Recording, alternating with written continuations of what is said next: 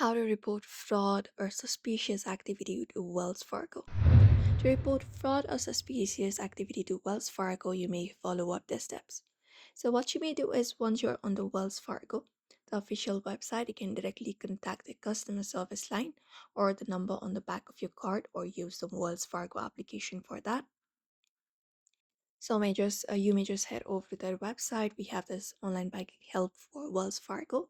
You may head over to the section, and when you are here, you'll be finding different options. You can look out for fraud or suspicious activity within the section, or you can directly contact them. There are some numbers available within the application. You can look out for those numbers provided by Wells Fargo. You may scroll down for that, and you may head over and look out for the nearby number for your Wells Fargo bank application.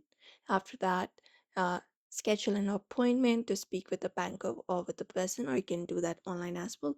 For identity theft, especially, Wells Fargo offers resources and guidance on their website. So you can just head over and report if you have gotten any kind of suspicious emails or text messages. You can forward them to wellsfargo.com. After that, be very cautious of unsolicited communications. Don't click on links or provided information in response to suspicious emails or texts, and monitor your accounts regularly. That way, you can even prevent fraud or suspicious activity. But in order to report fraud or suspicious activity, you can directly contact the customer service of wellsfargo.com and do so.